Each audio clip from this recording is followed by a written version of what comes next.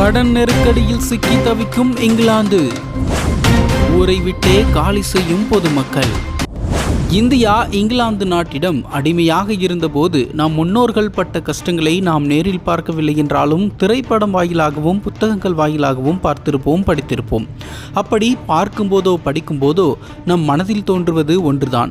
நம்மை இப்படி கஷ்டப்படுத்தி அடிமையாக வைத்திருந்த நாடு இன்றும் செல்வ செழிப்போடு தான் இருக்கிறது. அப்படியென்றால் இங்கு மட்டும் கர்மா வேலை செய்யாமல் போனது எப்படி என்று. ஆனால் இப்போது கர்மா தன் வேலையை காட்ட துவங்கியுள்ளது என்றே கூற வேண்டும். அதாவது ஒரு காலத்தில் உலகில் பாதி நாடுகளை தங்கள் ஆட்சியின் கீழ் வைத்திருந்த நாடுதான் இங்கிலாந்து. லண்டனை தலைமையிடமாக கொண்ட இங்கிலாந்து தற்பொழுது மிக பெரும் நிதி நெருக்கடியில் சிக்கி தவித்து வருகிறது. கடும் நிதி நெருக்கடி காரணமாக மற்ற நாடுகளிடமிருந்து அதிக அளவில் கடன் வாங்கும் நிலைமைக்கு இங்கிலாந்து தள்ளப்பட்டுள்ளது.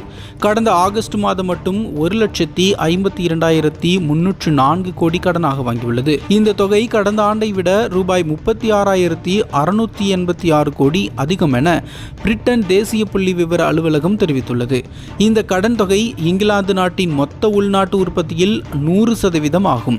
அதாவது மொத்த உள்நாட்டு உற்பத்திக்கான மதிப்பிற்கு இணையாக கடன் பெற்று வருகிறது இங்கிலாந்து. இந்த நிலையால் அங்குள்ள மக்கள் கடும் அச்சத்தில் ஆழ்ந்துள்ளன. மேலும் சிலர் நாட்டை விட்டு வெளியேறவும் தயாராகிவிட்டனர்.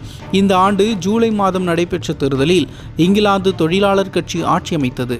இங்கிலாந்து பிரதமராக கீர் ஸ்டார்மர் பதவியேற்றார். இந்த சூழலில்தான் நிதி நிலைமை கவலையளிக்கும் வகையில் அரசை வாட்டி வருகிறது.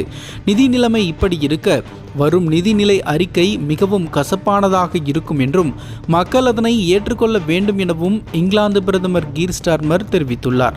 அக்டோபர் 30 இங்கிலாந்து நிதிநிலை அறிக்கை தாக்கல் செய்யப்படும் நிலையில் மக்கள் கட்ட வேண்டிய வரி அதிகரிக்கும் என்று அந்த நாட்டின் நிதியமைச்சர் ரேச்சல் ரீவ்ஸ் தெரிவித்துள்ளார். இங்கிலாந்து மட்டுமன்றி ஜப்பான் 250%, அமெரிக்கா 122% கடன் வாங்கியுள்ளது. மேலும் கிரீஸ், சிங்கப்பூர், இத்தாலி என உலகின் பல முன்னணி நாடுகள் தங்கள் உள்நாட்டு உற்பத்தியை விட 100% மேல் கடன் வாங்கி வருகின்றார்கள். அதே நேரம் இந்தியா 57.1% கடனாக வாங்கியுள்ளது என்று நிர்மலா சீதாராமன் குறிப்பிட்டுள்ளார்.